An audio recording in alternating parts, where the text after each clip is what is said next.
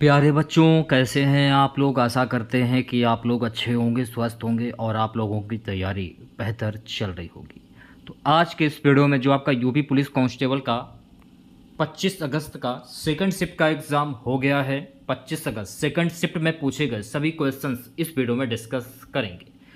तो इस वीडियो को पूरा ज़रूर देखिए।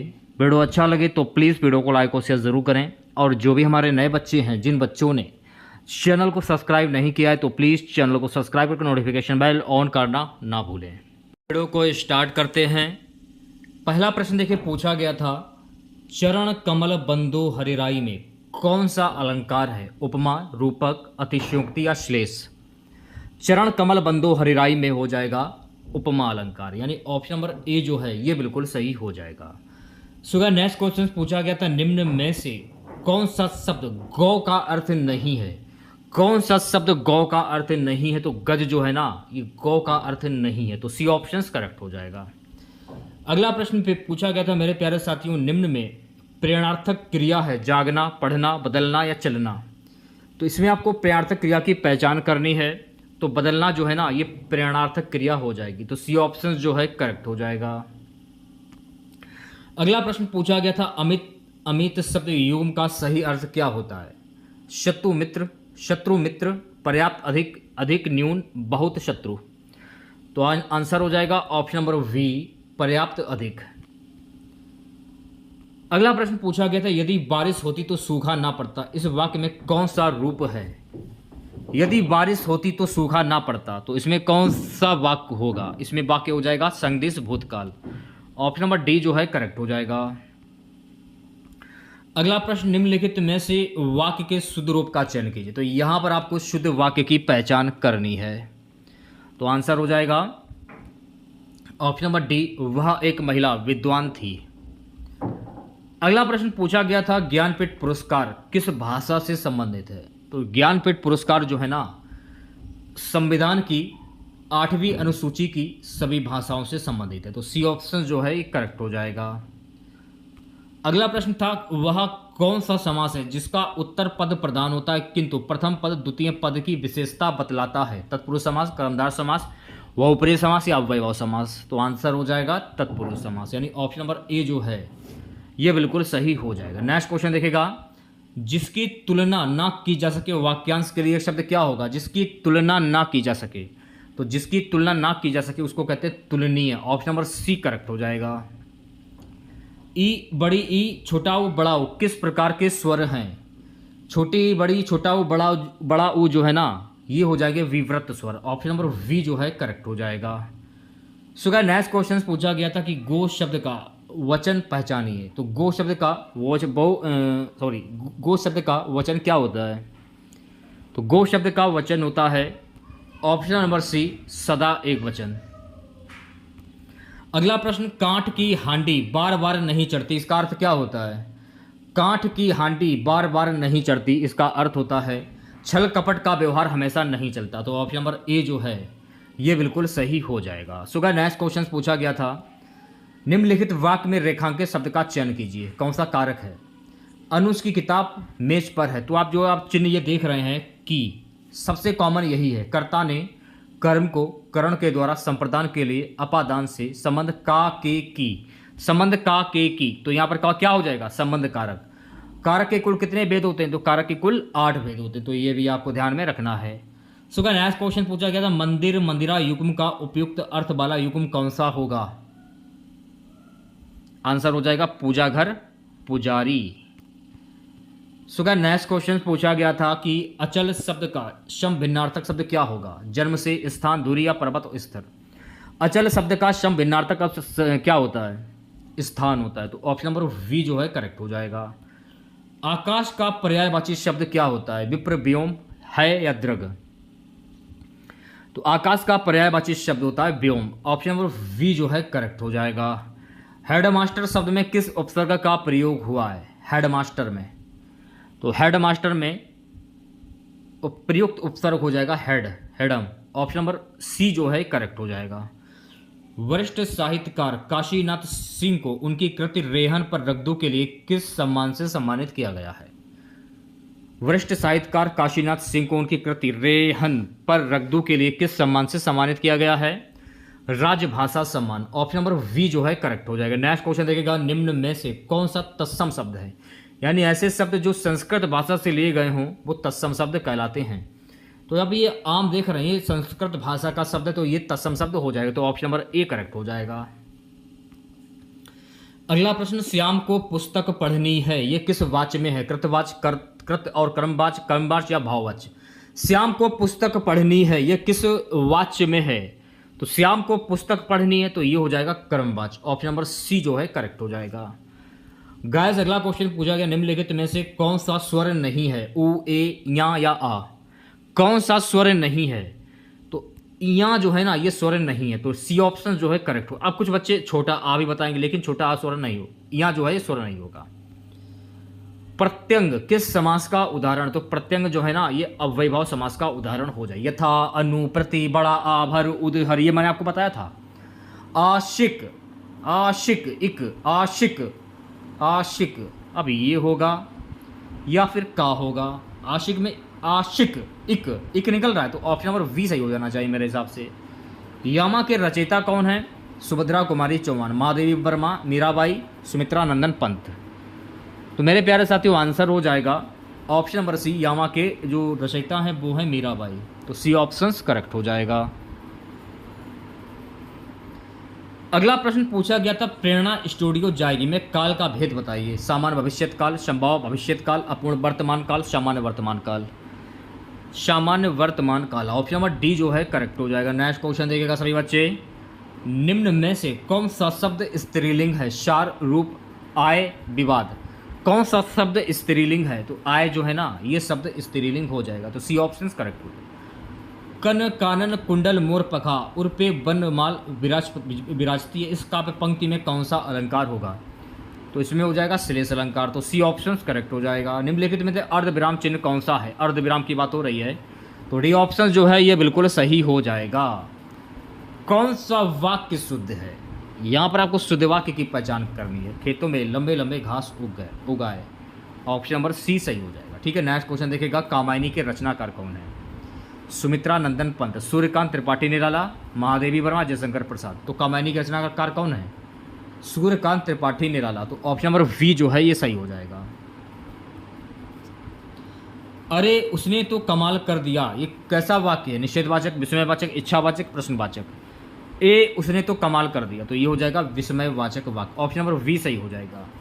मौन का विलोम शब्द क्या होता है? तो मौन का विलोम शब्द होता है मेरे प्यारे साथियों विकार। ऑप्शन नंबर सी करेक्ट हो जाएगा।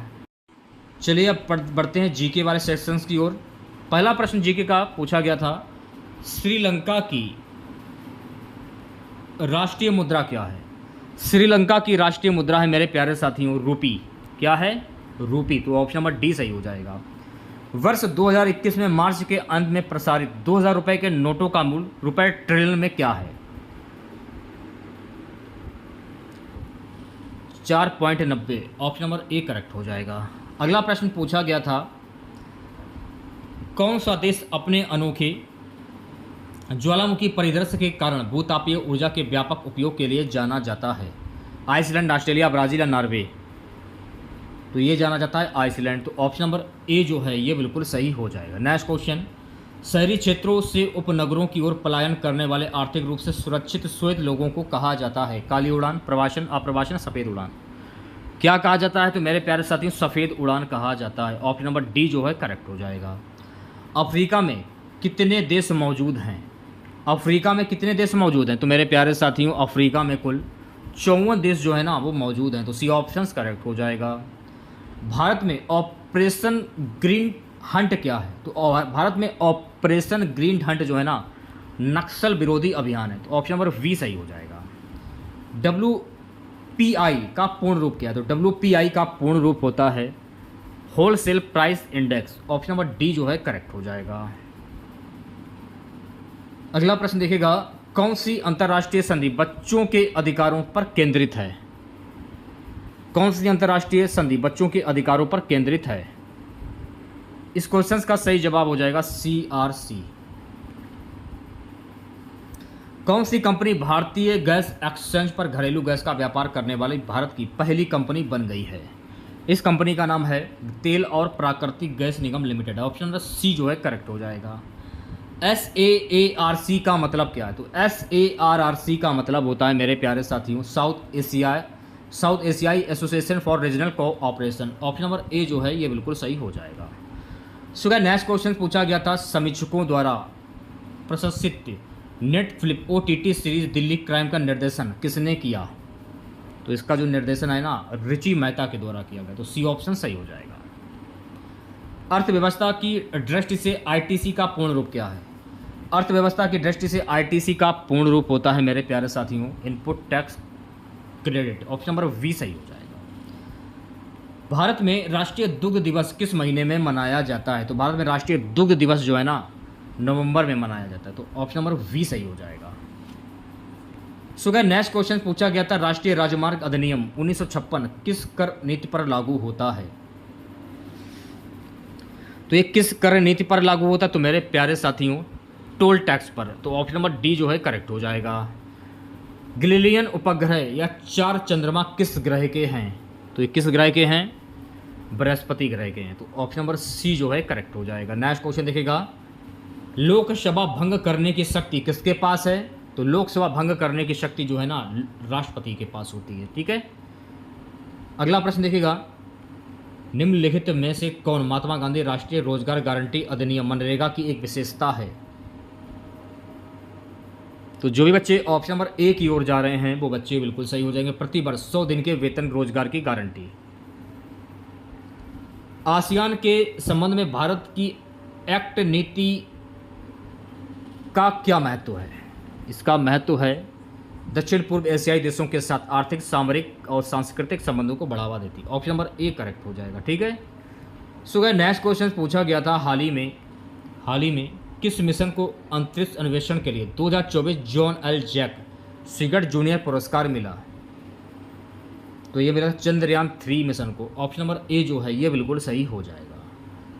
DDoS का फुल फॉर्म क्या होता है? तो DDoS का गाइस फुल फॉर्म होता है option number D distributed denial of service. Option number D जो है करेक्ट हो जाएगा। 2014 में भारत में नोबेल शांति पुरस्कार किसे प्राप्त हुआ था? Kailash Satyarthi. Option number B जो है सही हो जाएगा। नेक्स्ट क्वेश्चन देखिएगा, प्रसिद्ध पुस्तक the return of the native किसके द्वारा लिखी गई है? तो ये जो पुस्तक है ना ये पुस्तक थॉमस हार्डी के द्वारा लिखी गई, तो डी ऑप्शन सही हो जाएगा। एलोरा निम्नलिखित में से किस राज्य की एक पवित्र स्थल है? एलोरा, तो एलोरा जो है ना गाइस ये महाराष्ट्र की एक पवित्र स्थल है। ऑप्शन नंबर डी सही हो जाएगा। नीति विज्ञानी कौन है? नीति विज्ञानी कौन है? तो नीति विज्ञानी जो है ना नीति वैज्ञानी, इसका आंसर डी भी आ रहा है और बी भी आ रहा है और ये भी आ रहा है। आंसर क्या है कमेंट बॉक्स में जरूर बताइएगा। उत्तर प्रदेश से उत्पन्न कौन सा पारंपरिक नृत्य रूप अपनी नाटकीय कहानी कहने और जटिल फ्रेमवर्क के लिए पहचाना जाता है?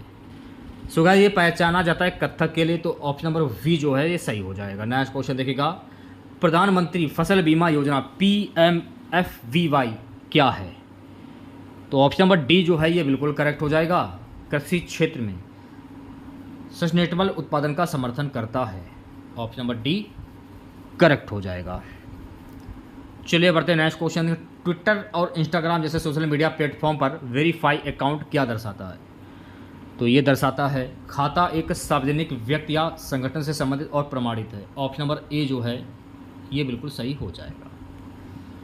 मानव अधिकारों की सार्वभौमिक घोषणा का कितनी भाषाओं में अनुवाद किया गया है? कितनी भाषाओं में अनुवाद किया गया है?